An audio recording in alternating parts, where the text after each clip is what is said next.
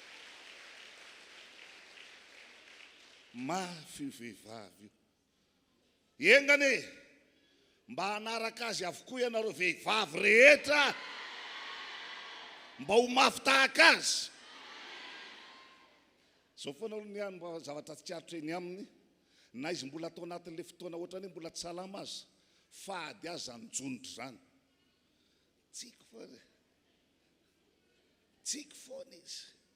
tsiky foana izy ary toy izy ako hoe izay mihitsy le izy misy fanantenana eny amin'ny endriny dia fahitanao fanantenana hoe tsy azo nizanizaze raha tsy azo nizanizany avy zany izy a fa ao amin'ny tanan'Andriamanitra ao amin'ny herin'Andriamanitra zay rehetra nambara teto hatramin'ny omaly ao aminy zany hitombo amin'ny fahasoavana be izy hitombo amin'ny hery be izy amen zany saty zany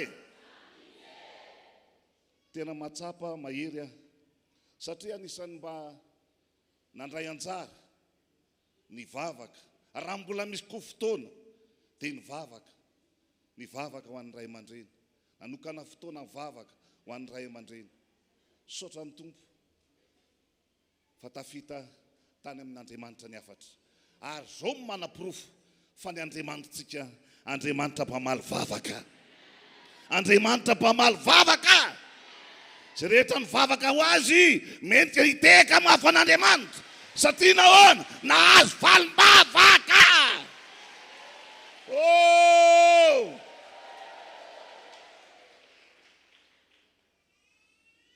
hito amin'ny tapany faharoa isika noho izany dia miarabanareo ray aman-dreny apôtra mivady makasitraka fa na ny tenako zao aza dia tsy toy zao raha tsy teo ianareo maro ny fitiarakarana maro ny fikolokoloana zay nataonareo aho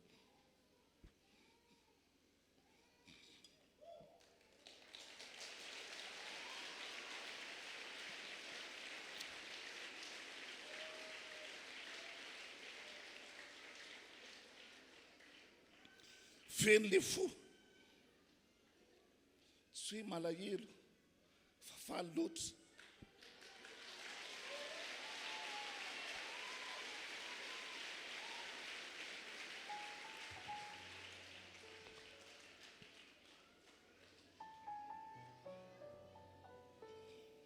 efa izana atako manamity fa tsy mety le izy saotra ny tompo izay manana anareo ary miarabanareo manokana manaja anareo amin'izao toerana nametrahan'Andriamanitra anareo zao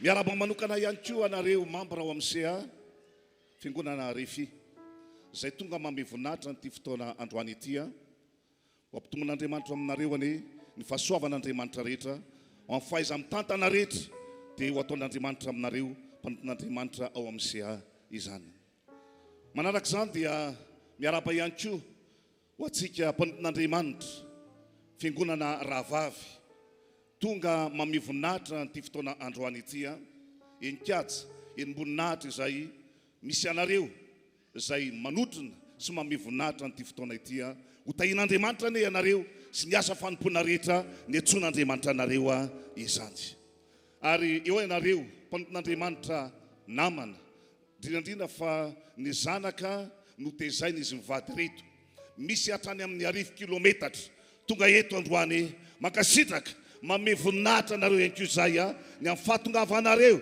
eto an-tanàna ary namoizanareo ny asa rehetra tany amin'ny toerana misy anareo fa nataonareo ho zava-dehibe izao fanasitranana izay nataon'Andriamanitra tamin'ny ray aman-dreny antsika izao dia tonga eto ianareo saotra mitomboa amin'ny fahasoavana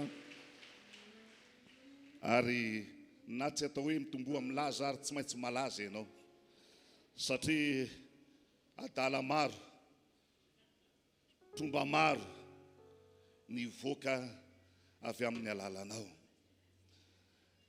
zavatra anankiray tsaroko kely ny zava-misy ho antsika eto Madagasikara dia rehefa maty ny olona dia hitomanina misy ary miteny mihitsy manao hoe alay va anaraka anao fa maninona renao ny lasa roa fa tsa fa iny ranomaso zay nataony iny afaka 3 taona totra amin'anao so ihany fa maty tena mialatsina le fomba fiteny fa ohatrohatrizay mihitsy fomba malaza azy so ihany fa maty ianao zany hoe andihizana eny amin'ny fasana fa ny atsika tsy ny maty no andihizana fa ny velona no andihizana dia zao zatra namangin'Andriamanitra tao amin'ny sampam-piangonana anankiray ambany vohatra be izy io raha misy olona avy any amin'izany hoe Merikanjaka zany dia an'le tanàna misy azy commune Merikanjaka misy vehivavy lehibe anankiray efa nahazoazo taona efa 20 taona latsaka kely izy dia ohatr'izay ihany koa le vadiny mbola velon'aina izy ireo anisan'ny mpino ao anatin'ny fiangonana Androndrakely lasa dala io vehivavy io dia mihinana maloto ary tena tazomin'olona maro fa tsy voatazona dia ny zavatra nataon'ny olona dia nidina ao an'efitrano anankiray zany hoe nogadrainao izy dia misina maloto ao dia zay alatsany dia hoaniny dia nandre ny toroteny zay nataoko tao amin'ny radio vakinedina moa izy ireo tamin'izany fotoana dia nampiantso dia tonga tany dia nivahana ilay natsiaro ny toroteny ray aman-dreny tato hoe isika tsy tokony atahotra azy fa izy mihitsy ny tokony atahotra atsika iza moa zany zay sy tety tamin'ny maraina tsy maheno an'izany ny devoly zany resan'izany rehefa nivaina tao izy dia hoe io nge tena zao dia izaky voay izy dia nivaina tao vavahana ho an'ny tompony voninahitra fa sitrana somatsara izany vehivavy zany amintsika miteny zao sitrana somatsara izy dia zao zatra anankiray hofitiniko le tantara satria mbola be dehibe zatra ataotsika rehefa nanomboka nanao ny ataony izao tontolo zao nanokatra ny izay tokony tsosokafana satria dia fotoana tokony lera tsy tokony hanokafana azy no hanokafan'ny olona azy zany hoe te hiantso hoe izy indray ny manaraka hiditsato le fanokasana fasana zany tiako resahana io dia zao ny fanapahakevitra namanginy tompo aho hoe maninona moa reto ray aman-dreny dia nivoriko le fianakaviana ny taranaka izy mivady rehefa nivoriko le taranaka dia izy ako anaovantsika bapampa aho ireto ray aman-dreny reto tao anatin'ny fotoana ny bapampa zany dia gaga ny olona hoe alasa nanao bapampa le RHEFI satria bapampa asoan'izany hoe raha lara misy eo non tsy zany ka bapampa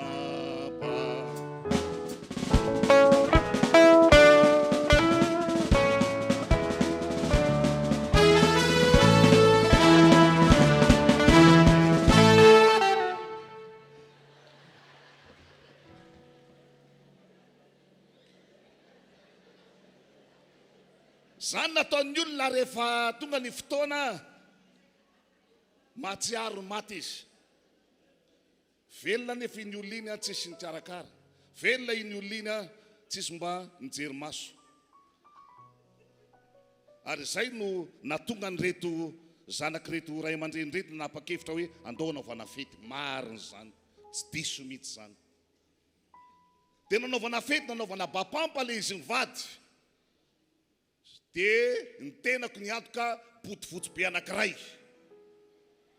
natolotra fa fifaliana tsy saotra zany tsodrany ny raradraraka nataon'ireo be antitra ireo ho amanokana halleloia ary tsy vitan'izany fa reo taranany rehetrarehetra dia nahazo tsodrano izy mbola velona dia zao ny ten'le taranaka manao hoe zao mihitsy ny tena izy satria ny maty tsy afaka andraisana tsodrano intsony ny maty tsy afaka hanome zavatra na inonanao intsony fa mbola velona izy no afaka mamoaka tsodrano nivoaka teo ny tsodrano ho an'le taranaka ary dia ho an'ny tompony voninahitra filazantsara ho any amin'izany tanàna misy atsika izany izany halleloia ka androany isika dia mahatsiaro manokana eo ny tsingeri-taonan'izy mivady fa tsy nirina manokana mihitsy androany ho an'ny maman Daniel zay notahin'Andriamanitra saranga ohatra tsy mahita hoe 5 taona zany ianao a.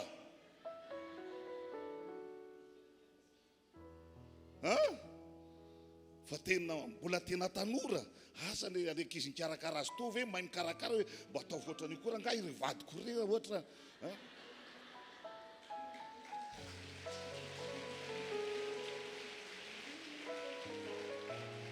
Tsy hoe fantatra ny ana tsangana angendry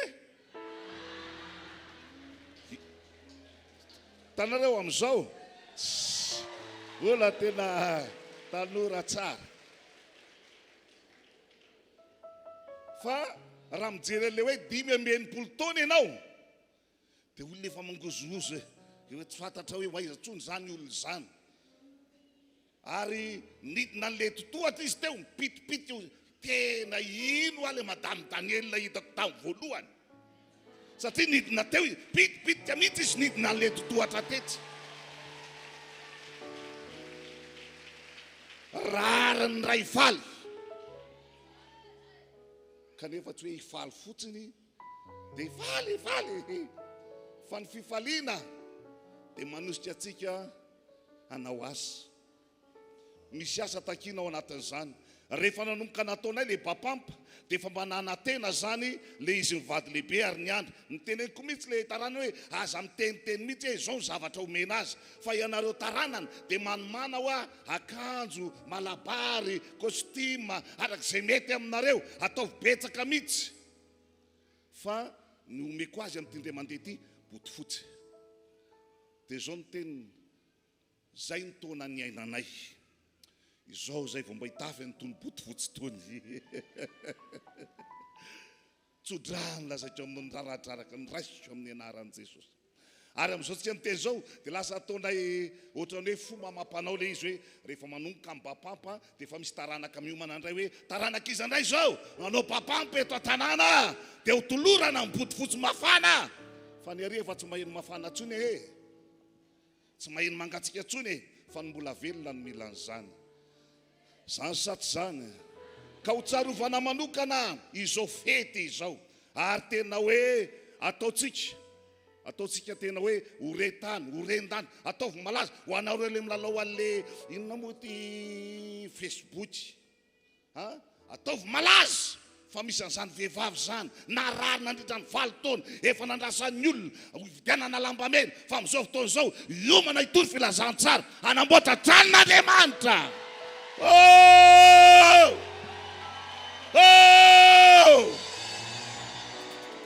Ka zao mbola hiditra reo avy eo anao ny fandaminana rehetra arak'izay azo atao satria maro amintsika nandray fahasoavana tamin'ny alalany. Dia androany isika ankasitraka azo manokana amin'ny alalan'ny fanomezana izay efa nomanitsika tsara rahavy izany. Fa zao aloha misy mpanoton'Andriamanitra mahafinaritra izay mba amitina amintsika ny tantara na ny mombamomba ny maman Daniel dia tsy zany fa ny pasteur atsika pasteur Véronique raisitsika ampity hafatanana.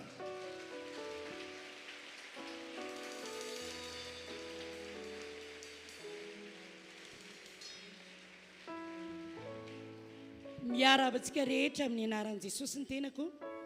Pasteur Véronique Ratsolyarmanana avy ao amin'ny fiangonana RHEFI Ambatolampy Avaratanana toera-pahagagana. Miaraba manokana atsika mpanompon'Andriamanitra rehetra tsy akanavaka na izy ianao na iza na avy aiza ianao na avy aiza. Miaraba manokana maman Daniel tratran'ity fotoana an'io ity za te hiteny aminao hoe mahery zao vehivavy zao dia hoy aho hoe fara izao no toy izao dia tsisy avy amiko fa avy aminao zao lay tsinosinona tao andavaky ny liona fanatsanganao hozanaka adevetika rehetra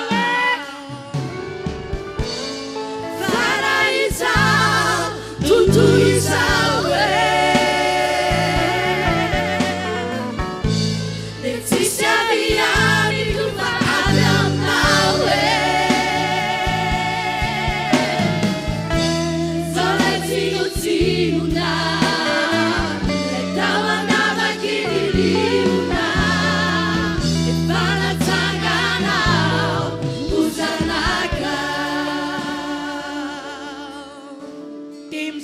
an'Andriamanitra lehibe fa raha izao tokoa ny toy izao dia tena tsy avy amiko. Za aloha makafy an'ity ramatoa ity, tena mpiondana azy eo aloha Papa Adolphe fa izy tena mamotro sy tiako dia hoy aho hoe maniry any mba ho toanao. Tena fandriako izany, vehivavy ny finoana tena manana maizy azy, vehivavy tena misy ilavana azy. Maman Daniel re zao hoe izany tsy mahalala io izy io. Raha ny tantarako manokana 7 taona nandray famonjena, tsy nakaiza fa tao dia tena isaorako an'Andriamanitra hoe naiza toerana misy dia mametraka tantara manova ny tontolo fa misy fanahy miampita aho. Sady izany ve tsy menatra ny atao hoe zanany ara-panahy aloha fa tsy ara-nofo, makasitraka tomboko. Joyeux anniversaire Maman Daniel. Kely ny andohana dia lehibe ny hafarana. Joyeux anniversaire. Ny tena hita misongadina aloha dia apôstôly ny antsika ramatoa. Rehefa izy no nandalo, wow, ny sokatra pasany malo.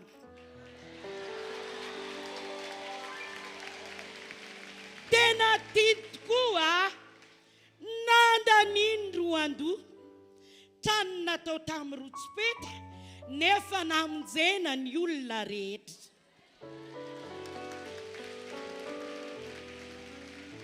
Nanao ny trano azo tao andohan'ny Mandroseza, tsy moro izany miaraka amin'ilay zipoka romenamena.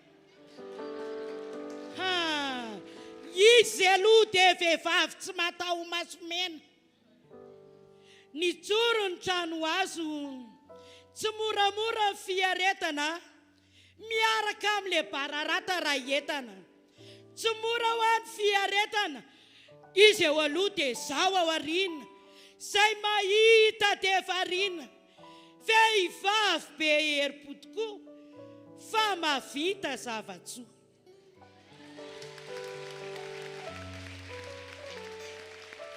Ny fakana zozoro koa nga adiny, miaraka amin'ilay tsaramaso sy sy menaka, izay naneso teo aloha izao ny menatra.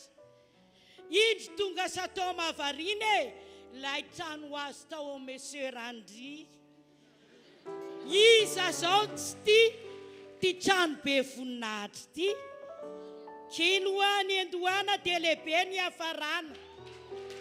Rehefa mahavita manohatra ny asa ny Satana. Izao ireo nanenjika sy nanaratsy, mijoro vavolombelona tsy heroa, fa lehibe ho any Andriamanitra taponao ramatoa. Kely ho any andohana dia lehibe ny hafarana. Ny taona 750 tena vita ny varotra fiara fa hoe ho vonjena ho ny Madagasikara. Dia taiza no nandeha tany amin'ny faritra varatra rea. Mafaly izao no mahita ireo fiangonana marobe.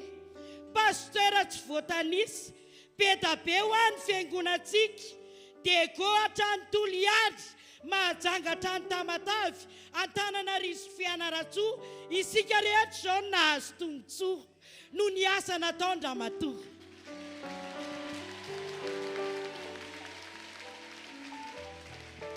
Izy koa ny nanangana fiangonana marobe, ny RHEFI manontolo misy fiangonana daholo. Izy aloha mpitarika mahery, manangana trano sy mitory filazantsara. Isany tokoa ny hoe ao an-tsainy tokoa ary ao am-pony tokoa ny hoe mametraka tantara manova ny tontolo. Fiangonana marobe mijoalajoala sy mijoro. Atanimbary Akazobe, Berivotra 5 : andriba mahatsinjo marovoay ambatobe nisy mampikony sy ireo tsy voatanisy misy fahasoavana ho any mamantsika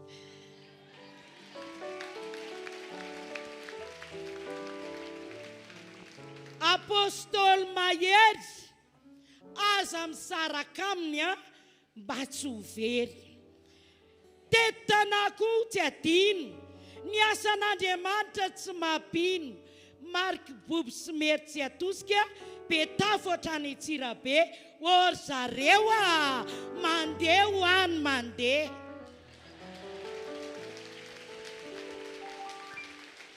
fa tena misy ny ady mamay a dia nanokatra ny asa tany mampikony accident amin'izay a potika ny fiara misaotra Jesosy a manana anao a mikarakara nisy nanamboatra ho any fiara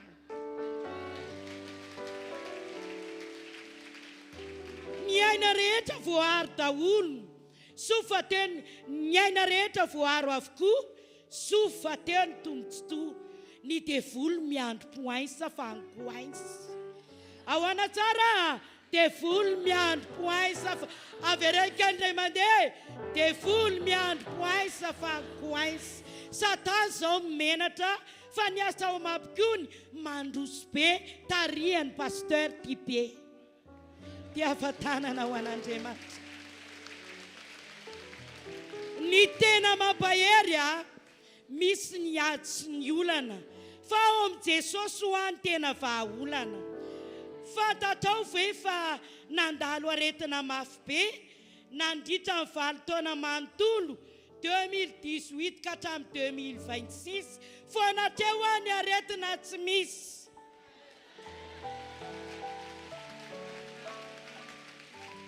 to mampatsay le hira tena tiny 𝑋𝒂𝙨𝒐𝒚 hoe haleluya pandresy ao satria anao ny toko dia hoy aho hoe tsy resy izany ianao hoe tsy resy izany ianao tsy resy izany ianao namolany toga ny Jesosy voe tsy resy izany ianao hoe tsy resy izany ianao tsy resy izany ianao nandiany devolo izany andetsika hitsangana kely aloha dia totika ho aminy dia avetsiny izay ho fampaherezana azy vehivavy mahena antsika io ndao ampaherezitsika izy hoe tsy resy izany ianao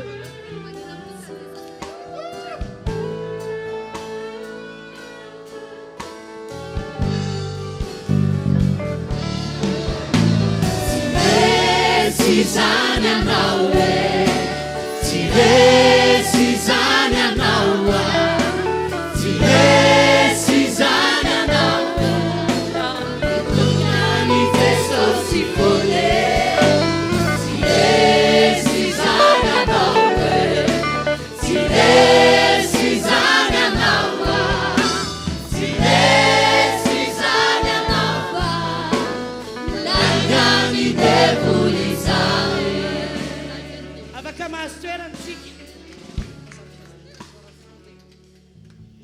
mampatsay le hira tiny hoe 𝑋𝒂𝙨𝒐𝒚 hoe aleluya pandresy ao satria anao ny toko tsy resy izany ianao fa langa ny devolo izany zao izy akapahana be anao fiangonana be da be haleluya aleluya korazy ny ady tsy maintsy lalovana fa ny fandresena efa vita mahery ho any Jesositsika isaorana an'Andriamanitra lehibe ny fananantsika azy lay mpanompon'Andriamanitra tsy resy anady manana fo amin'ny fanjakan'Andriamanitra ho fitaovana ho antsika apiditra ny lanitra kely ho any endohana dia lehibe ny efarana isany nanangana fiangonana Androndrakely izay ataontsika rehetra ho modely Maman Daniel wa mahery satsy zany ve izy aloha dia mpampianatra mahay a. Tsy menatra izay atao hoe zanany. Sanatry dia sanatry ny anadiny ny tantarany. Fa izahay aloha ny taranany ara-panafatsy aranofo. Iezaka hatrany sy ilofo maman Daniel ny fampianaranao tsy adino fa mampiorina ny mpino. Ny slogan ihany koa, sambatra fa olomino, isika mpino aza manadino, fa vehivavy ny finoana, izy io ka tadio, fa ilainy ho lazaina io fiainanao io. Zany ve sa tsy zany e? Ny slogan izy io koa, sambatra fa olomino, isika mpino aza manadino, fa vehivavy ny finoana izy io ka tadio, fa ilainy ho lazaina io fiainanao io. Makasitraka tompoko. Pasteur Véronique 𝑹𝘼𝑵𝑿𝑹𝑚𝑎𝑛𝑎 sabotsy teo me. Makasitraka teo. Misaotra ny amin'ny teny tsara lahatra, nefa dia tantana marina sy ny ainana. Mankasitraka ny amin'ny fahasoavana mitomboa amin'izany ihany koa, pasteur. Amin'izao fotoana izao dia tonga amin'ny fotoana izay andraisantsika an'izy mivady isika rehetra, ametrahantsika azy amin'ny toerana tokony ho sahaza azy amin'izao tapany faharoa izao. Iara hitsangantsika rehetra, angatahana mba ampidirana le seza eto azafady, mialatsiny indrindra afaka mipetraka ny tapany fotsy.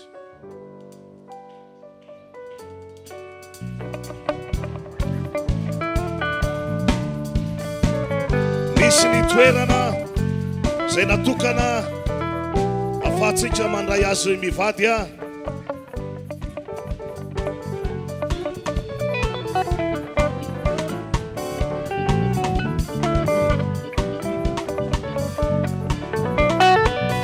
Zao dia manasa anareo mivady androso avy hatrany, ampity ahafantarana orakoraka mavy. Raha mbola misy mafy noho izany, ataovy mafy a. Raha mbola misy mafy noho izany, ataovy mafy a.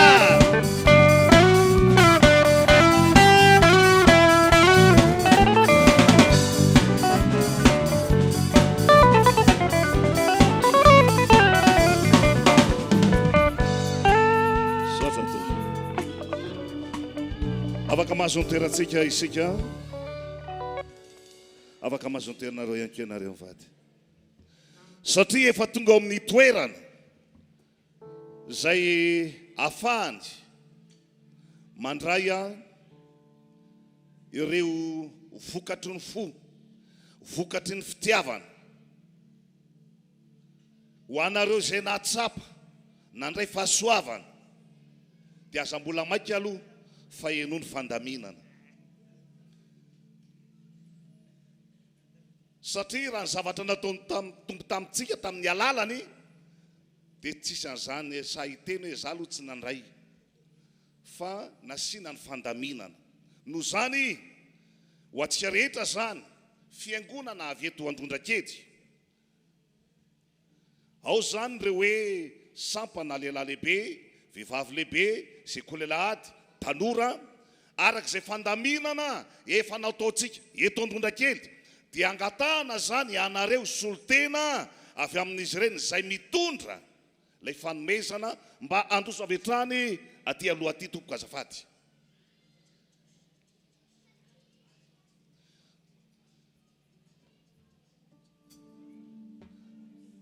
Le harona rahalahy azafady a. Le toerana asiana le zavatra eto, zavatra tena mitonina ne ho raisiny eto androany.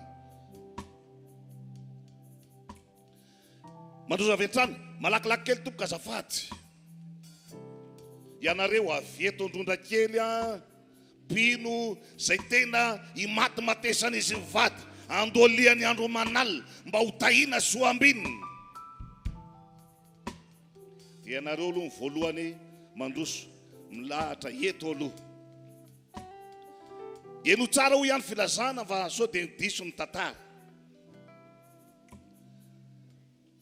ho anareo mpanompon'Andriamanitra avy any amin'ny fatotra noho ny fitiavana an'izy mivady, tonga eto ianareo miaraka amin'ny fitiavana na dia tsy nazo invitation azy, dia angatahana ihany koa zany ianareo raha mitondra an'izay fanomezana izay mba androso miaraka amin'ireto fiangonana ireto. Mpanompon'Andriamanitra avy any amin'ny faritra ianao, tonga manome voninahitra n'ity fotoana ity, na dia tsy nazo invitation azy ianao, dia tonga eto ianao mba hanome voninahitra n'ity fotoana ity, dia anio zany afaka mandroso eto ianao.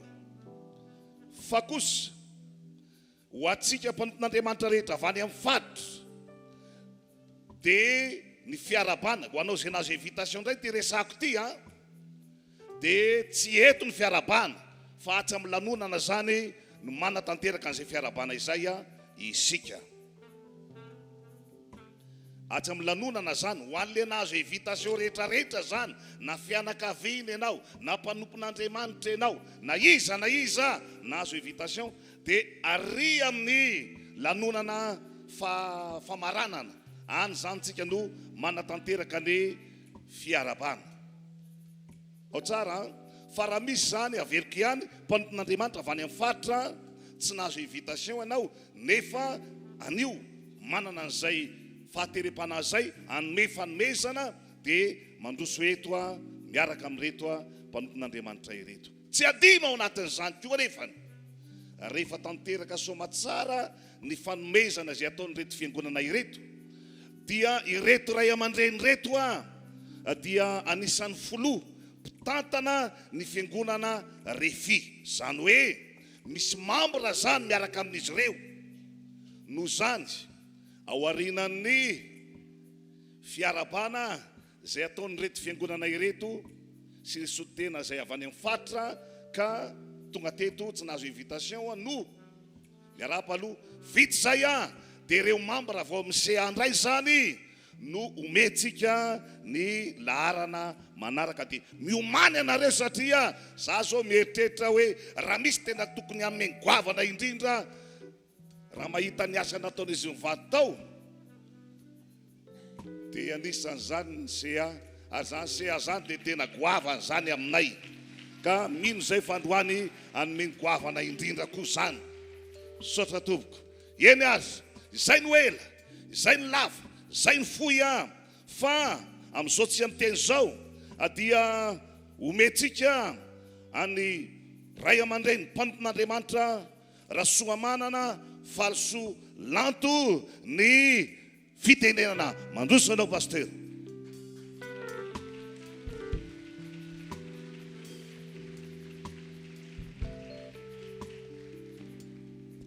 Alléluia.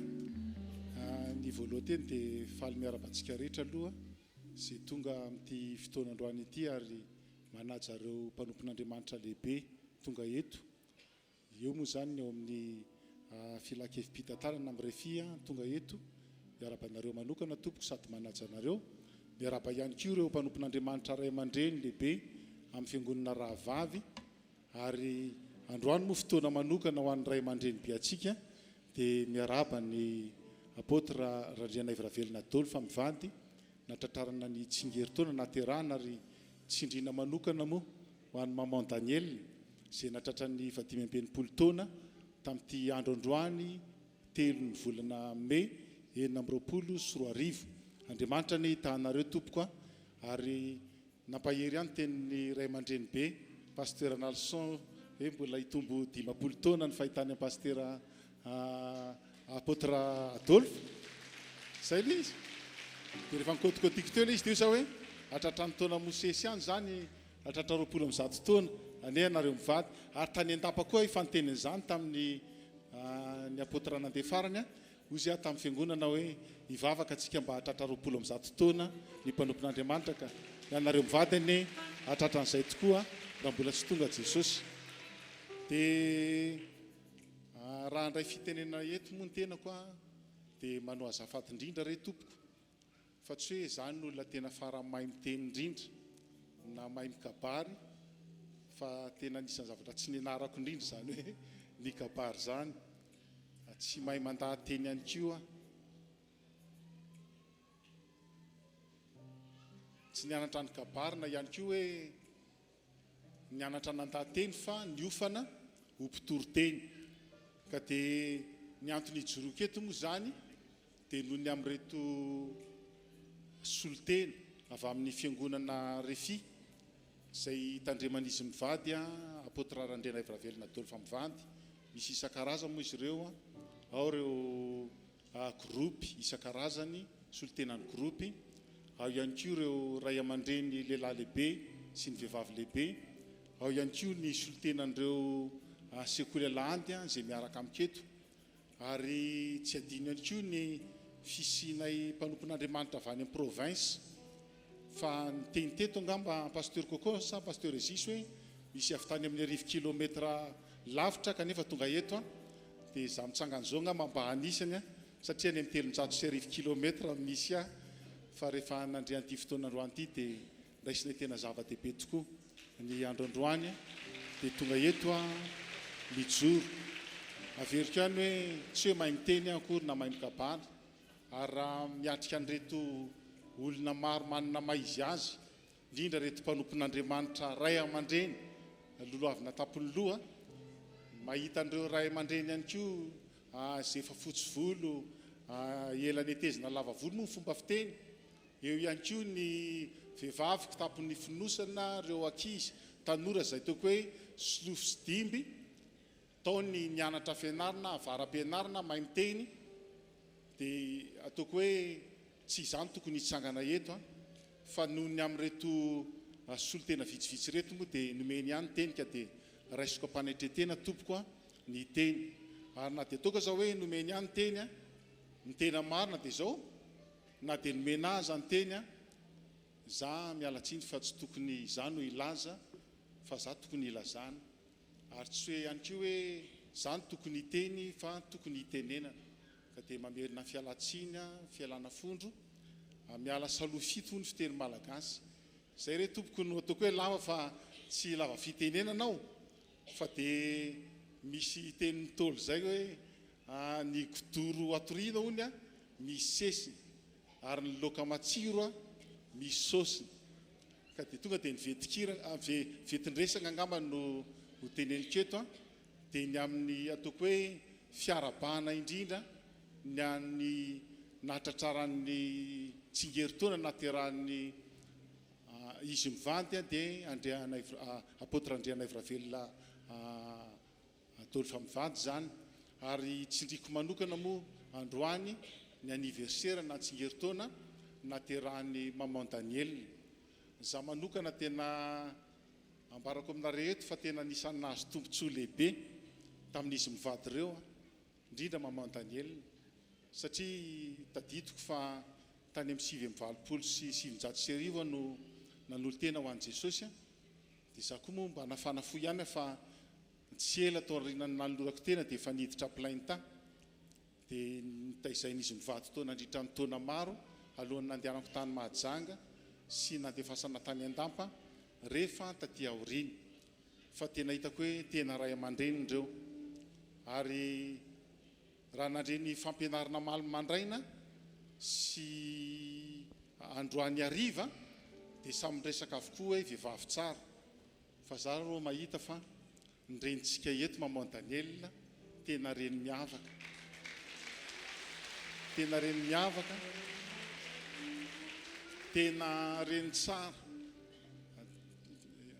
nampianatra na raha za manokana ataoko hoe nisy teny foana nambarany ireo mpanompon'Andriamanitra ny fandimby indrindra moa pasteur Véronique 𝘂𝑚𝑎𝑖𝑚Y manao tononkalo be iny ny tantarany zava-bitan'ny maman Daniel fa za mitsangana eto natrehanareo dia tena vavolombelona mihitsy aho na anamarina fa tena reny mpianakaviana tena modely tena fitaratra raha misy vehivavy tsara dia izy ny tena vehivavy tsara reny tsara ny taiza ny kolokolo na mpianatra satria haitsika ihany moa fa tao anatin'ny fahatandràna no nidirina plainte misy ny indraindray fahatosonina misy ny zavatra tsy mety misy ny ataoko hoe fampianarana samihafa ny meny fa dia tena nananatra tokoa ary tena nanoro hevitra ary rehefa tonga taty arina lasa mpanompon'Andriamanitra dia tsy sampako tokoa hoe vokatry ny fitaizana sy ny fanabeazana satria na dia ny karakara ny ray aman-dreninay dia hitako hoe ny zavatra tsy voaraiko tany amin'ny ray aman-dreniko fa tamin'izy mivady reto indrindra tamin'ny maman Daniel dia nisy fanabeazana sy fampianarana tena andraisiko tao ka mahatonga tafatsangana ohatran'izao lasa mpanompon'Andriamanitra misy teny malagasy zay hoe ny azo novaniko lakana ozy izy ny tanina ndrininy tsara zay moa izy matoa zany nisy anahy sy ny vantoko lasa mpanompon'Andriamanitra any amin'ny faritra Savany izahay za moa miandraikitra ny fiangonana ao Andapa lasa mpanompon'Andriamanitra izahay isaonan'Andriamanitra ny asany ary ataoko hoe ny tena ny Andohany nefa nytantarana teto ihany fa maman Daniel no nanokatra ny asa namakilay voalohany tao Asambavy ary tadidiko mihitsy ary fa zay sy ny apôtra Randrena 𝑹𝘼𝑵𝘿𝑹 no tao anina mo tato Andohamandro 16 za no mpilainy tany araka tamin'ny tao dia tena ny afy satria hatramin'ny automobile namidy nitsaroko tamin'izay ny lokanay sy apôtra Randrena 𝑹𝘼𝑵𝘿𝑹 niaraka tamin'ny zanany saosisy kely zay atao anaty réfrigérateur dia isaky ny mihinana dia iny tapahana kely foana dia indraindray misy roa anisan'ny tena roa mazava tiany ray aman-drentsika moa le inona moa izy iny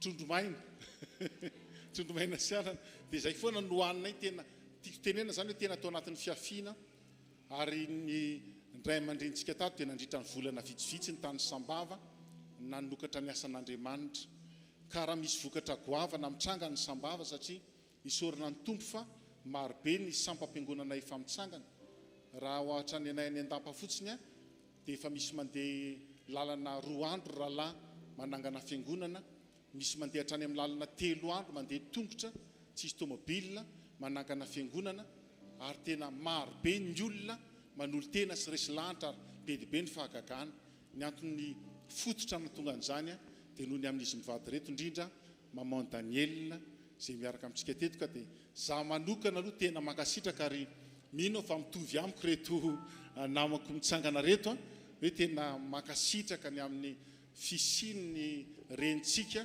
ary tena velom-pisaorana an'Andriamanitra tsy hitako zay toko hoe tenetina isaorana sy ilazana ny alehibeny ao am-po fa dia ny ambarako angamba dia ozy aho hoe tianay ianareo mivady tianay ianao madame Daniel tena reninay ianao mamanay ianao ny karakara sy ny kolokolo ho tahin'Andriamanitra indrindra ny tompoko dia ny teny miverimberina nentin'ireo mpanompon'Andriamanitra mifandimby teo hoe ampiasanareo any Andriamanitra mihoatra noho izay efa nampiasana anareo hatramin'izay ary na maman Daniel io raha voatsy ela ihany nisy fankalazana 20 taona tany Andapa dia nandeha tany izy niaraka tamin'ny apôtra Adolphe dia izay mianaka amin'ny resaka ao an-trano nipetrahako dia izao foana nyteneny hoe za paster Lanto mbola te hanangana trano lehibe ao Ambolokandrona ao Ambolokandrona fa efa marobe ny mpinao tsy manana trano le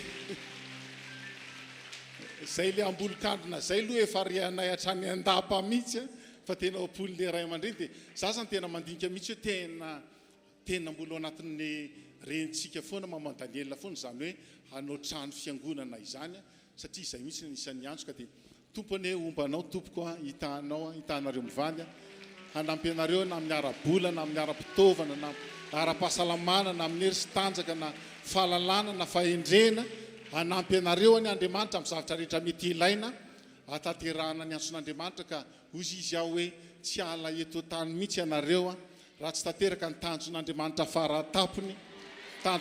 faratapony ary tena ho tonga amin'ny anjara voatendry na ny destiné faratapony ianareo mivady aloha itetanina mafy an'Andriamanitra tsika reo dia ozy aho hoe tena falibe zay tonga eto ravoravo ary tsy nataonay problème ny elanela tany fa tonga zay ary faly satria anisan'ny tena mahafaly anay androany eo zany le tsingeri-taona fa miverimberina teo foana le tantaran'ny maman Daniel hoe narary 20 taona za koa mba hifanarary fa nina zay nga eto dokotera rato manajanao tompoko izy no nitsabo ahy izy koa nitsabo maman Daniel fa mafy ihany nazo a ny professeur efa niteny tamiko hoe raha tsy sitrany eto ianao dia alefa any an-dafy fa rehefa tonga tao amin'ny dokotera rato dia zao nataony hoe tsisy dikan'io paster lafa ianao sitra so za hitanareo sitrana sova tsara fa ny fotoana ihany saiky maty satria tao be velan-tanana alohan'ny andehanana tany dokotera rato saiky maty dia hitako mihitsy hoe mafy be ny nahazo maman Daniel raha ny anary ataoko hoe 3 taona zay sa 4 taona 3 taona narariko zao za efa salama tsara hitako tena mafy be ka maika fa ataoko hoe 4 taona tao anatin'ny aretina tsy moramora zany rary ny pasteur kokoa raha hiteny hoe mafy be ny renitsika tena mafy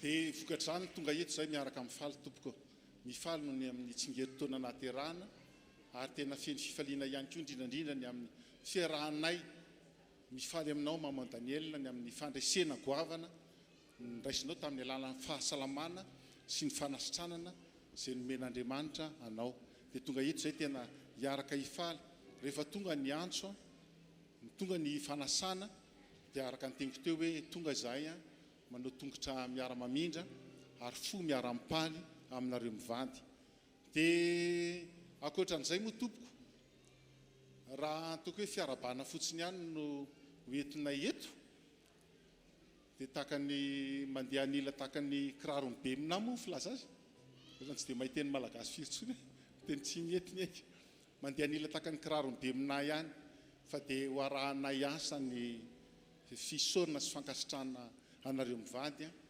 ary ihany koa fiarabana anareo mivady ny amin'ny fatratraran'ny taona anareo indrindra maman Daniel feny 5 taona androany hitondra fanomezana ho anareo zay tompoko izay hitanay nangatanay tamin'Andriamanitra dia atolotra ianareo ampifaliana vokatry ny fo vokatry ny fitiavana ary amin'ny fofeny fanajana feno anareo mivady no hitondrasanay azy mety ho kely tokoa le izy fa dia aza ny akelezany ireny no jerena fa ny fonay dia tena lehibe tokoa manolotra ny fanomezana ho antsika rehetra ho an'ny ray aman-dreny dia mirary soa anareo tompoko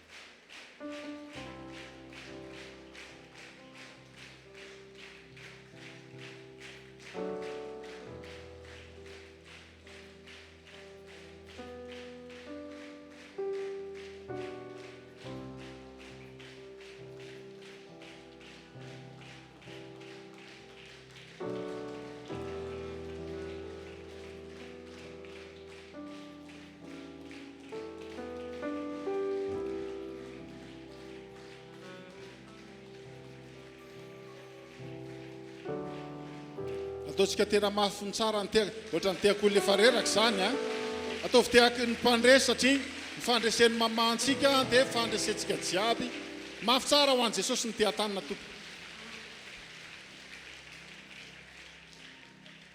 dia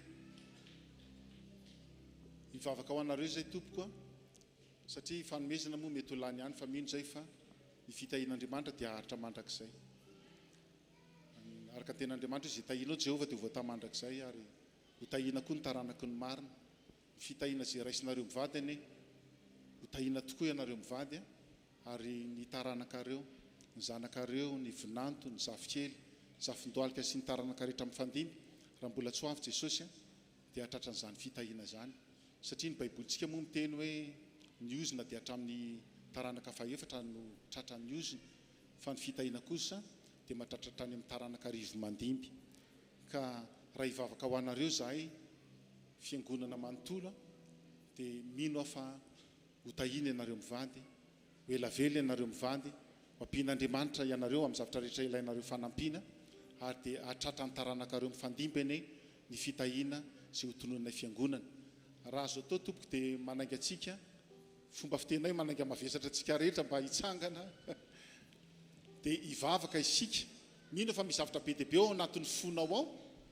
misy zavatra lehibe sy goavana amponao dia tena tiako avoakanao mihitsy zay a raha ny amarotsika eto tena tokony anakoako ny vavaka ataontsika rehetra tena hivavaka mafy isika mba ho tahian'Andriamanitra ny ray aman-drentsika atoloha rety aloha ty ary ny tanantsika rehetra dia hiaraka hivavaka mafy tsika rehetra tovy mafy tsara ny vavakanao a zay za vao mivavaka tovy mafy fa tsy mampy zany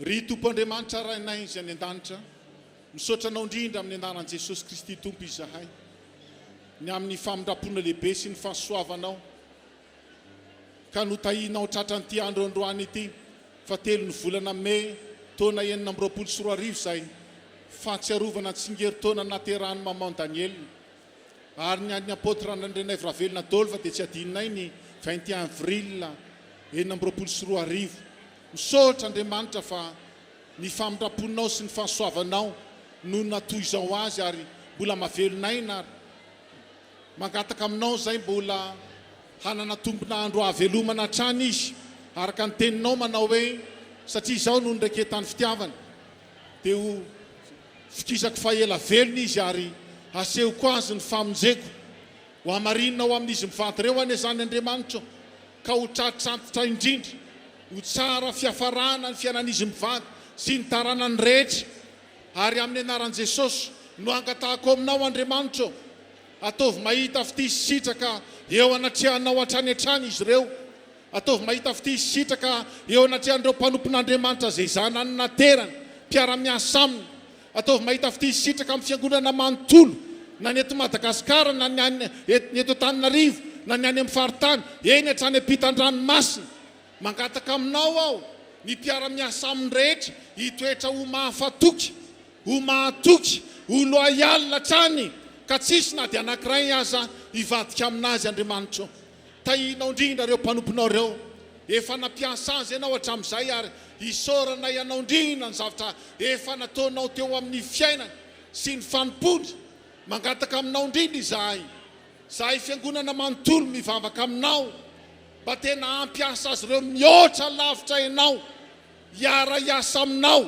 hamory ny vokatra farany hanomana ny fiangonana ihany koa hitsenan'i Jesosy Kristy eny amin'ny rahoan'ny lanitra hampitoboy ny fahasoavana ao anatin'izy mivady hampiasao izy Andriamanitra ary tahinao ny fiainany rehetra hiditra amin'ny atsipriany hatramin'ny lehibe indrindra hatramin'ny madinika indrindra eo amin'ny fiainany ianao ny fiarovanao any amin'izy ireo ary na inona fikasàn-dratsy ny Satana entina hamelezana azy dia manana foana izany amin'ny anaran'i Jesosy izahay araka ny teny Mosesy tamin'ny zanak'Israely teo amin'ny ranomasina mena manao hoe ny Egyptianina zay hitanao anio dia tsy ho hitanareo intsony mandrakizay dia ho tahaka izany ihany koa amin'izy mivady reto ireo fahavalo izay namely azy hatramin'izay dia tsy ho hitany intsony mandrakizay fa resy ny problema ary ny aretina nanjohan'ny maman Daniel teo aloha dia tsy miverina amin'ny intsony mandrakizay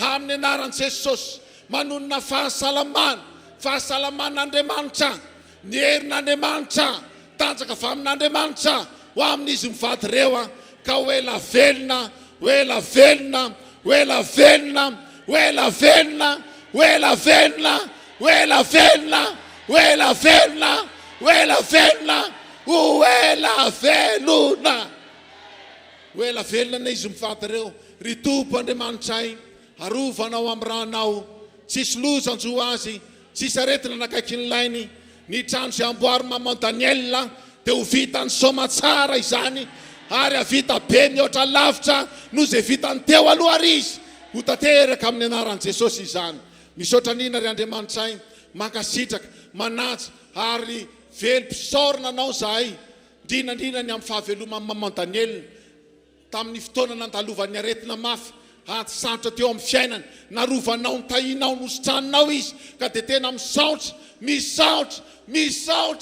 misaotra ary tena mankasitraka anao zahay ry tompo Andriamanitra soto midera sy mankalaza ary manome voninahitra ny anaranao masina misaotra ry Andriamanitray amin'ny anaran'i Jesosy no ahafahanay ny manao ny vavaka halleloia tsika rehetra samy iteny mafy hoe ite-tanana mafy an'Andriamanitra tsika rehetra afaka mahazo ny toerantsika isika tompoko zao dia tonga amin'ny fotoana andraisana ny ray aman-dreny be avy eo amin'ny CA isika zany hoe reo mpiara-miasa ao amin'ny filakevim-pitantanana ny fiangonana RHEFI dia anatanteraka ny fanomezana voninahitra anreto ray aman-dreny reto izany ka alohan'ny atongavan'izy ireo eto dia mamela ay anareo isotra manokana ny am'ireo zanaka nateraka izy mivady zay ny kely aina na andro na alina teo ny vavaka izay natao fa ireo zanany nateran'ireo dia tena ny ray fo ny ray saina ny karakara ny kolokolo any mama-Daniel masoko ny nahita fa tsy lazan'olona izany ankasitrahana rakizy eo mitombo fahasoavana mitombo fitahina ary engane avy eo amin'ny taranak'izy mivady dia isy olona ho atsangan'Andriamanitra ho ray aman-dreny be eto an-tanàna ihany koa.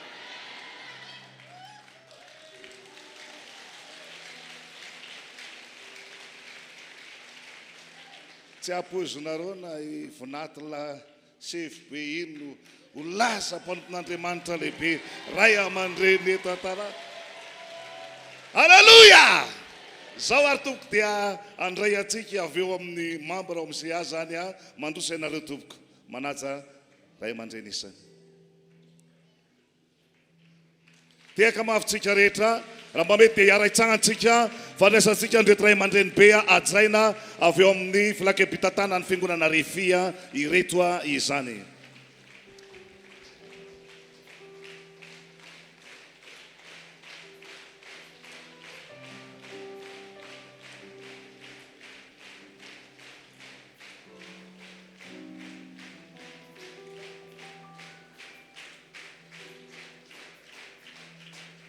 Tsy tena hoe satavony volony satria efa misy solasola ihany ao.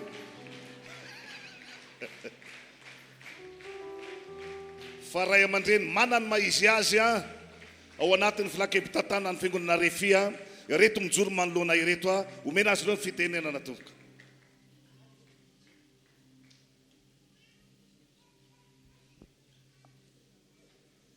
Mahazo ny toerantsika rehetra tompoko. Voalohany indrindra dia misaotra an'Andriamanitra itsika tratran'ity fotoan'androany tolakandro andro lehibe andro mahafinaritra andro tsy hay atonoana ho an'ny tantaram-piainan'izy mivady rehetra dia hombako manana ny fiarabana rehetra nateon'ireo mpanompon'Andriamanitra rehetra izay efa nitondra teny teo aloha fa ho amafisiko kosa tompoko ny fiarabana n'Andriamatoa apôtra Andriana Ivravelona mivady miarabanareo tratran'ity androandroany ity arabaina ary laina soavana ny tompony ombanareo dia miarabantsika mpanompon'Andriamanitra ihany koa izay tsy hakanavaka tsika rehetra tonga eto amin'ity toerana ity. Raha ny tena marina dia tsy tokony hiteny satria na dia zao fijerinareo zao misy an'ireo ray aman-dreny be izay lolavina tapony loha izay tokony hiteny fa noho ny teny tsy mifandrombahana dia nomena ny fitenenana. Teny nomena tompoko masolanga fa raha tsy nomena majoko dia resiko ampanetretena. Ho ataoko amin'ny alalan'ny karazana tononkalo na ny tsenjery ny fiarabana sy ny firarian-tsoa avy aminay rehetra izay atolotra ho anao dia miangavantsika rehetrarehetra mba samy amingilatsofina. Raha mihoatra n'ireo mpanao poety teo aloha pasteur Lalaina ary pasteur Véronique dia ohatry ny sadaikatra ihany ny teny satria taka ny ilaza lango eo mason'ny varina hitafy lamba eo mason'ny tompony fa amin'eny Davida nitondrako azy hoe mba miteny amoko maninona. Fiarabana sy firarian-tsoa arabaina ianao roneny arabaina ombenombeny arabana foanafoana natratry ty tsingeri-taona dia tsingeri-taona naterahana sady taona fahafahana mba sy tehaka aloha zany.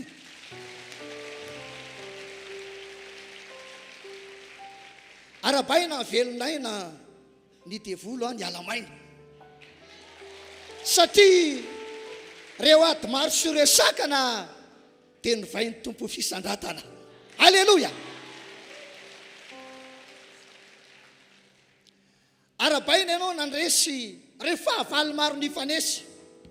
Arabainay ianao nahazo tompon'andro vaovao.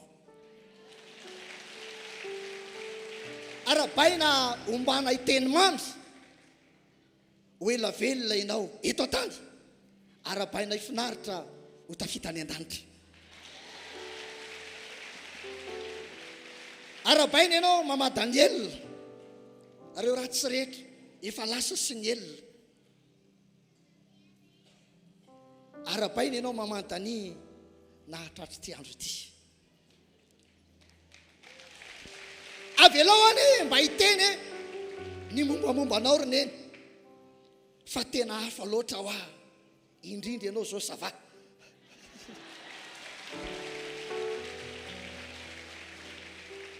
Raha hiteny keo reo zanany zay arena sy fananany dia tsy misy toaneny raha eny tontolo rehetra eny. Maika isika paster dia samy teny tsy akery, niza itsikera mamantanio alay mehery.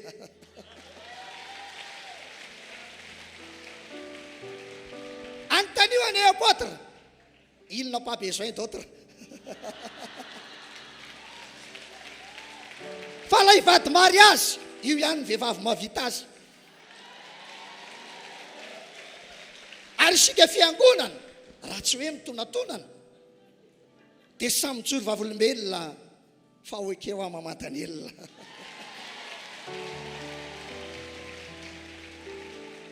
Ka na eo anivony ankonana na amin'ny asa fisoronana, tena ilaina anao mamantany, tena mila anao ny RHEFI.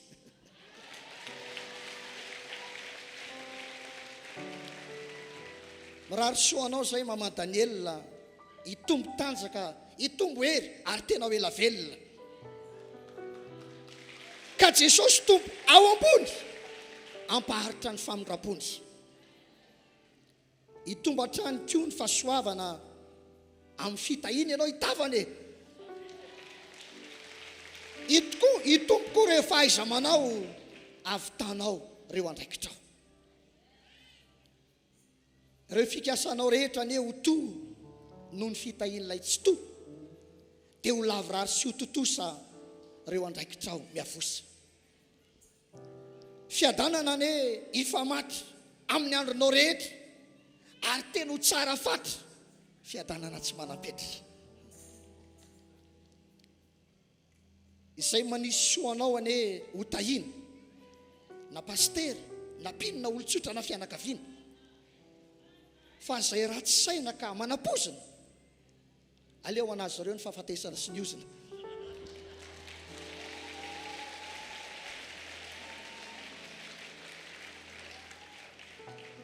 Zay rehetra tonga eto zao dia miara-paly aminao,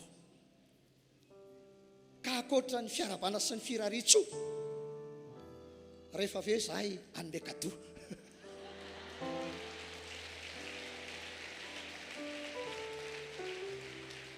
Ka ho faranako ny teny fiarabananao roneny, ho faranako ihany koa lay teny firarin-tso, fa izay rehetra moa mbola anome kado. Tena vokatry ny fo hitanao ane Jesosy. Amen.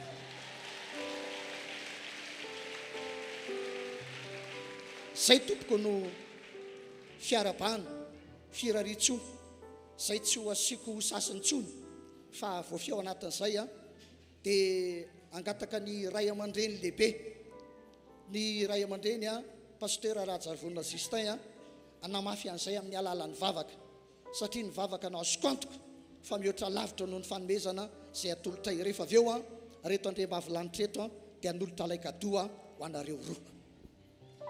Eny tompoko, tsy lava resaka tsony satria tantara mitombo ny fitenenana ho anareo mivady, dia efa vita teo ny firaritso araka ny teny teo iraisanay menakavy, dia mivavaka tolotro koa dia iraisanay menakavy, ary ino fa zay menakavy ihany fa tsika rehetra ireo dia arakararisoa ho anareo mivady zay, indrindra fa apôtre Daniel dia vavaka zay ao anareo mivady tompoko. Vavaka tsy tompoko. raha io misaotra indrindra satria nanitra sy ny segondra tsy dia tsisy anay fa zay tahinao velonay na zay ambininao mitombotoana ary zay fidinao dia tsy mba rinao mandrakizay. Misaotra no mifahasoavana, misaotra no mifitahina, misaotra no mifanambinana, mitombonandro lehibe sy mifanasitranana nataonao tamin'ny mpanompo vavinao ary miray fo sy fanahy amin'izany izy mivady dia mitsodrano zatrany zay ho tratra ny ela indrindrane ka ianao no ametra ny taona eto ambonin'ny tany fa tsy zay tompo tononona mianaran'i Jesosy mivavaka dia mbola ho ela velona indrindrana izy ireo ary zay rehetra firarian-tsoa tamin'ny teny tamin'ny poezia izay nataon'ny pasteur 𝑍𝑿𝑒𝑒𝑑 izy mivady ireo ane dia afaly ny fony sy ny fanahiny ny saina maneritreritra dia ho tahinao zany vavaka zany ka renesinao any an-danitra any amin'ny lapa-famasinanao. Ataoko amin'ny anaranao Jesosy manatrika eto za mivavaka zany. Amen. Isandray ny teny amin'ny eny tompoko dia misy an'ireny famomezana atolotra eny tompoko dia raiso ampitiavana amin'ny mpanajana. Raha jerena maha olombelona dia kely dia kely izy reto fa vokatry ny fomo, vokatry ny fitiavana dia engane mbo tena ohataonareo mivady ho zava-dehibe zany ka dia ho an'Andriamanitra ny voninahitra ny fitaina sy ny fahasoavana kosa dia ho anareo. Amen.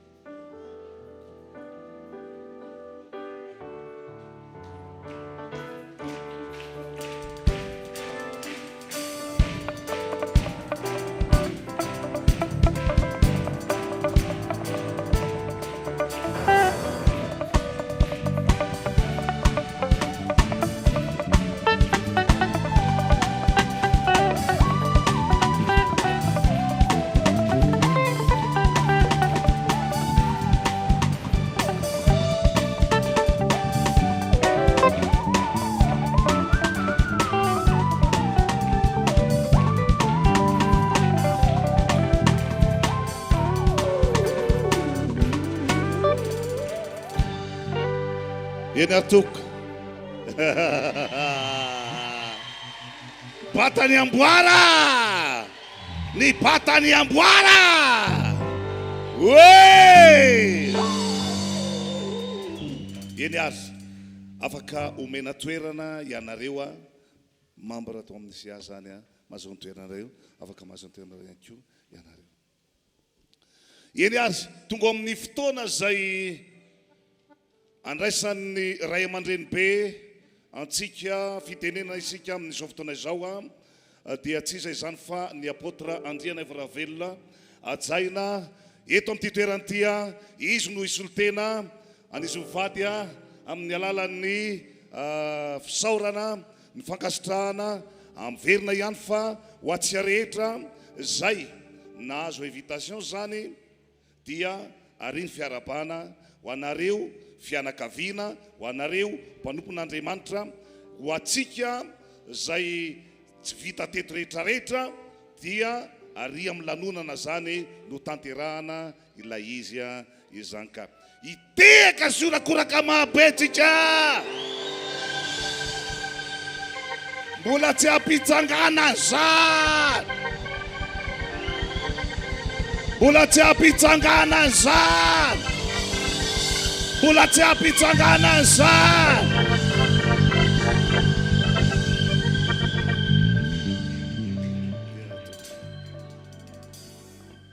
samy makany toerany avokoa tsika rehetra tompoko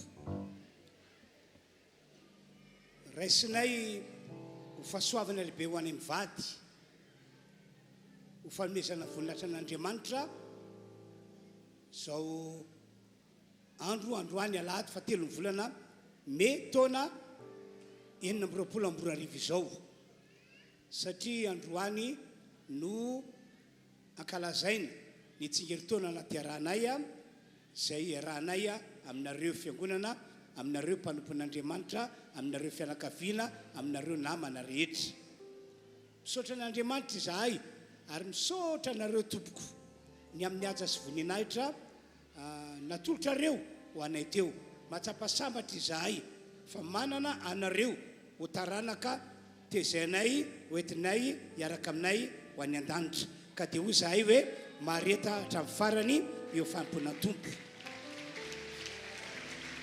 misaotra ihany koa ny amin'ireo teny mamy teny tsara narana vavaka narana fanomezana mari-patserovana vola mikarena zay nataonareo ho anay tompoko tena misaotra zay nataonareo taminay dia ho ataon'Andriamanitra aminareo ihany koa tompoko ny voninahitrany ho an'Andriamanitra irery ihany dia tonga amin'ny fotoana izay anapana ty mofomamy ity izay mivady ny teny ho ambaranay amin'ny alalan'ny mofomamy io dia tsotra zay rehetra nambaranareo taminay tononay amin'ny anaran'i Jesosy ho ataon'Andriamanitra aminareo isambatan'olona ary ianareo zay nivavaka ho anay indrindra fa ho andramatoa vadiko nanolotra fanomezana dia hoy aho hoe niositra tao amin'ny vehivavy io nataon'Andriamanitra ho ampitain'Andriamanitra aminareo rehetra indrindra fa ho anareo vehivavy rehetra tonga eto vehivavy mafana fo vehivavy mahery be ho an'Andriamanitra vehivavy ilain'Andriamanitra amen na ny voninahitra ny ho an'Andriamanitra irery ihany melohany anapahako mofomamy dia andre fitenena kely anao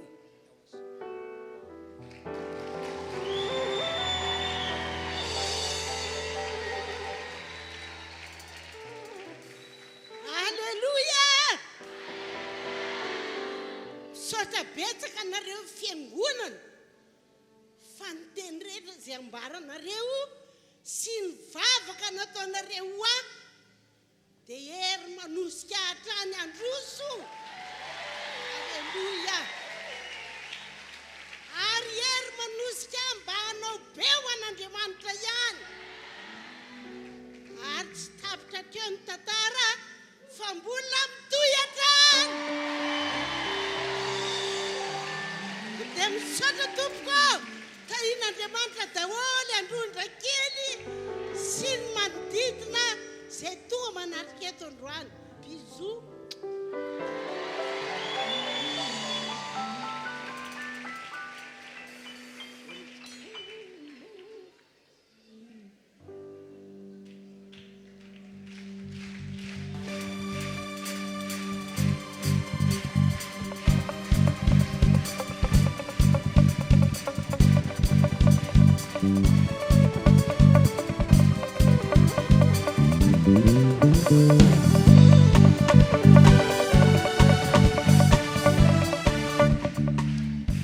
amin'ny anaran'i Jesosy Kristy avy Nazareta izay manarika antsika eto no anapahanay mivady anty mofomamy ity ny teny rehetra zay nambaranareo taminay mivady tamin'ity androandroany ity amin'ny anaran'i Jesosy ho ataon'Andriamanitra amintsika rehetra fiangonany akio zany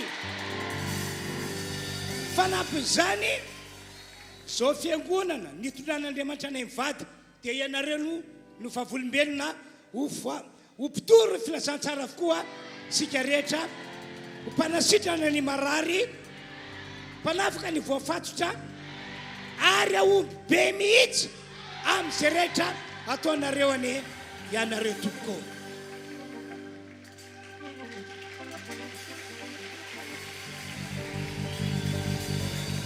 afaka mahazo toeranareo no mivady raha mbola misy mafiny izany io rakoraka ho an'ny tompo e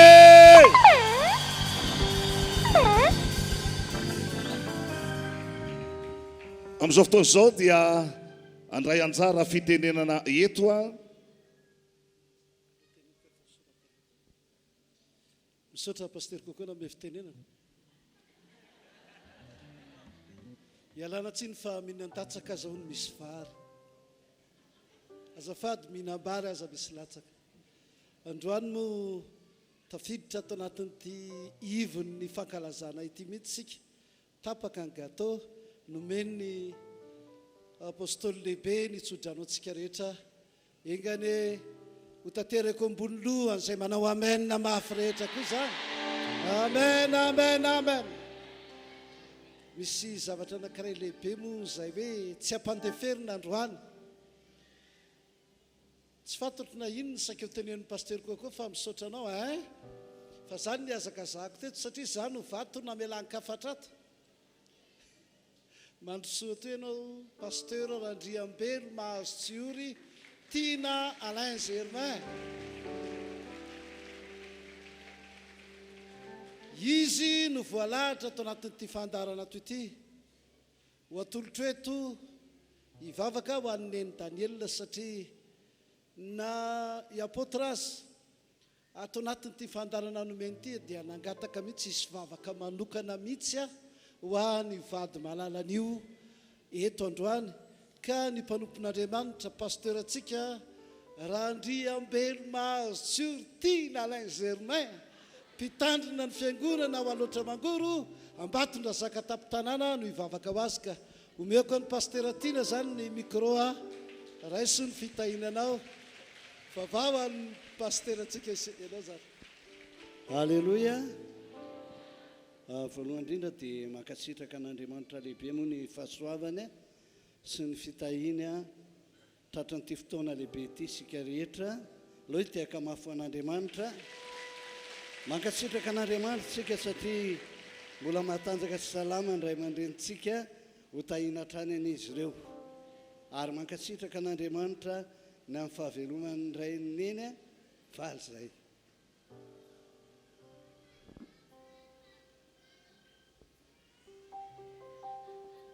alleloia alohan'ny vavahantsika ho azy dia mba hijoro vavolombelona foy aminareo fa maman Daniel zany tena manana vision goavana foana eo amin'ny fiainany ary izany mihitsy mahatonga azy tsy mety maty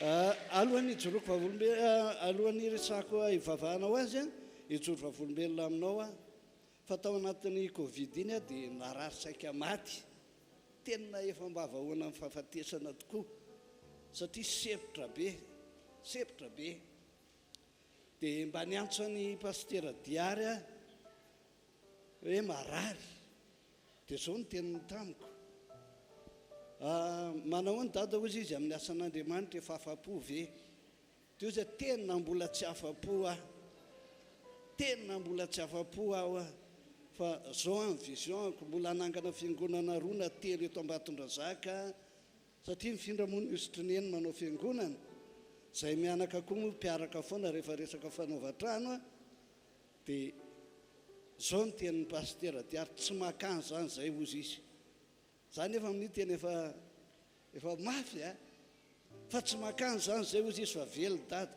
fa tao ambadiky ny teny hoe tsy makany tonga dia sitrany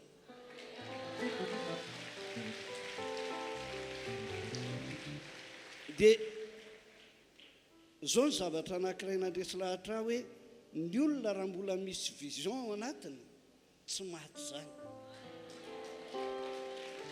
tsy maty zany raha mbola misy vision anatinao tsy maty zany ianao ka ho atsika rehefa ianao ny tsy manana vision ntsony dia fa aveloma dian'izao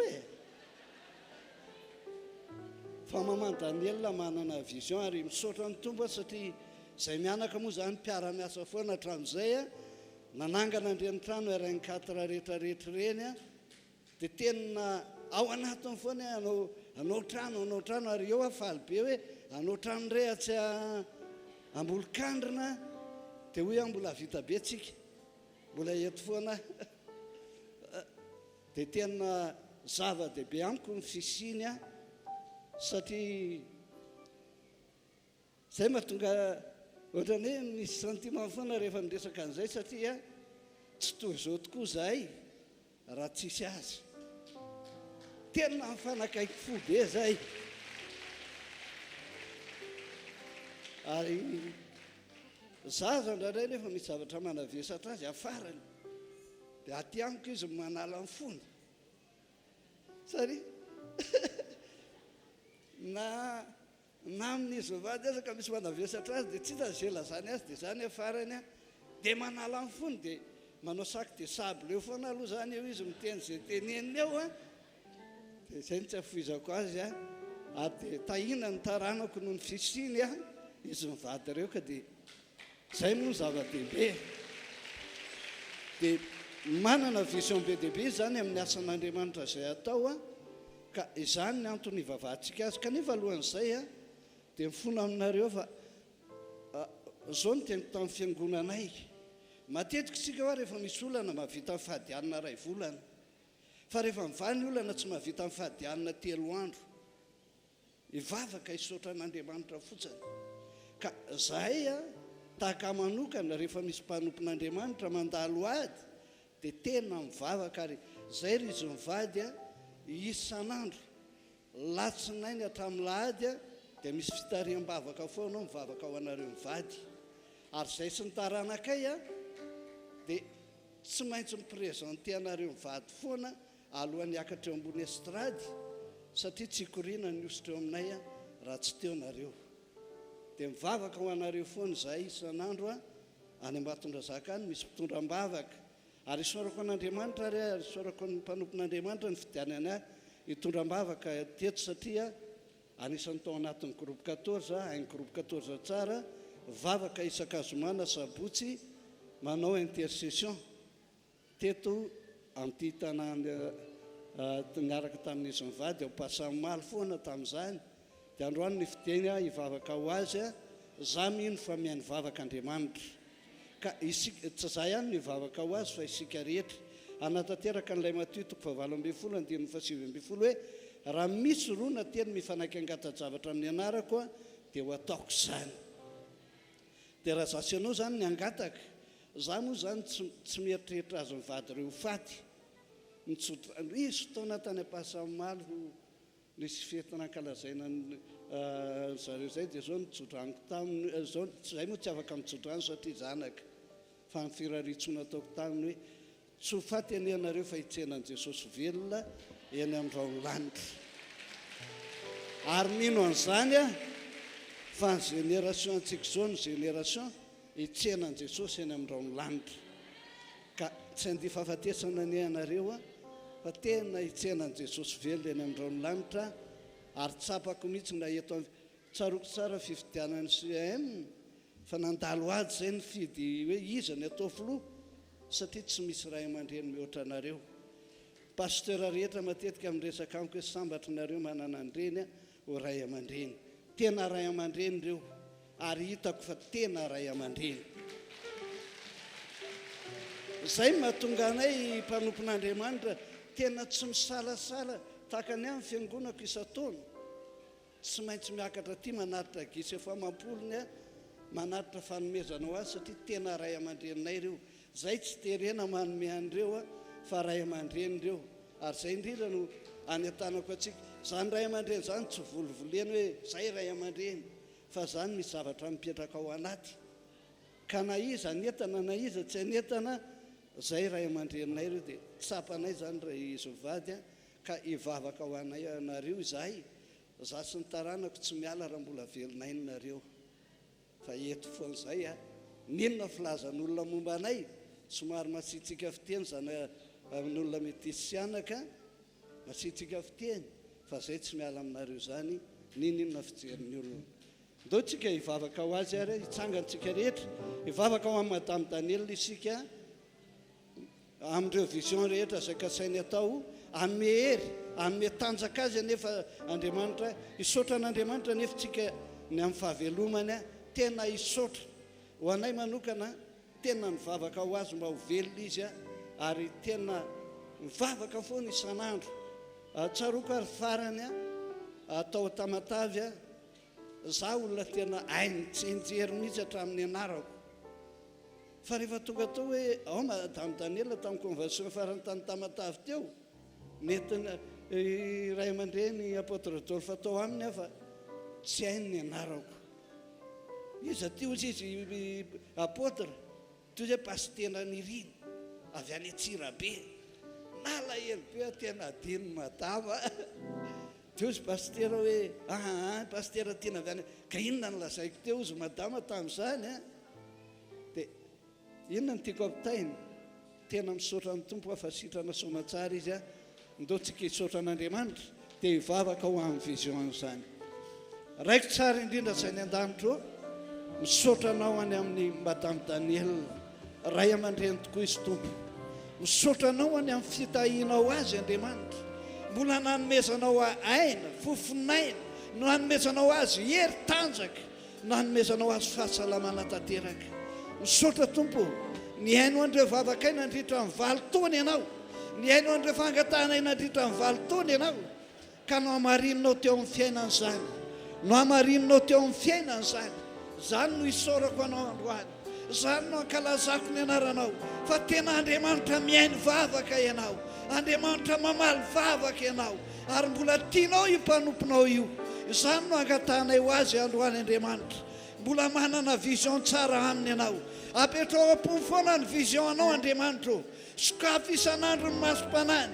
ahitanao ireo tanjona izay mbola apetraka ao anatiny ary tahiny fiainany ahafahany manatanteraka an'izany avereny ilay saina hita mihitsy hoe mahay mandanjalanja amin'ny zavatra rehetra atao anatiny meo azy ilay saina ny fitadidinany amin'ny zavatra atao rehetra ianao mihitsy fanamasina hita azy hitanao ireo vision mbola ao anatiny izany anao trano eny ambolokandrony izany ny anao trano andreo fiangonana maro mbola kasainy ho atao ianao ane ahatanteraka izany ianao ane hamatsy izany Andriamanitra ho tahinao hatrany izy ny aretiny efa tsy andalo amin'ny fiainantsony arovana amin'ny rahan'i Jesosy izy mianao fahaela velona izy atanteraka amin'ny visionao mandra-patokanao eny amin'ny raolanitra Jesosy ho salama sy ambinina izy ho tahina ny taranany ary amin'ny taranany ny tahinao firenena rehetra Andriamanitra mivavaka ho azy mivavaka ho azy ho tahinao ny amin'ny fiainany ho tahinao izay fikasany rehetra ho tanterahanao izay faniriny rehetra satria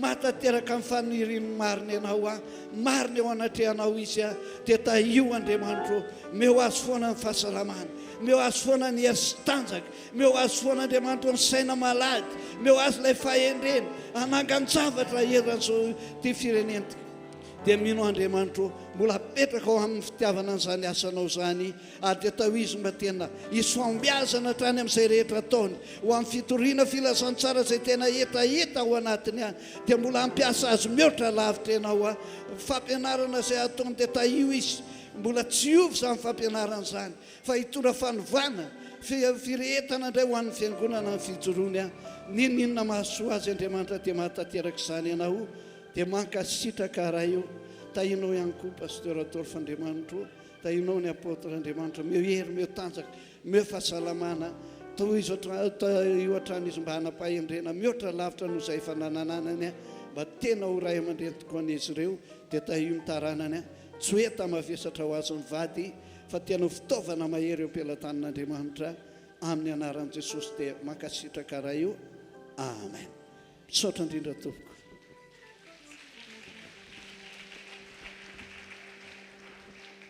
samiary makatoerantsika tompoko efa madefa ho faranana ny lanonana izay ny arahantsika teto misaotra anareo fiangonana rehetra na ny eritena na ny fitiavana ka toka somatsara teto niaraka isika nanome voninahitra n'Andriamanitra no tsingeri-taona nahaterahan'ny mpanompo n'Andriamanitra pasteur Daniel randrany aviravelona dia takizao zany no filazana aperako amintsika ho anareo izay nahazo fanasana manokana nahazo fanasana manokana dia asaina ampitiavana ampanajany ianareo na izy anareo na fianakaviana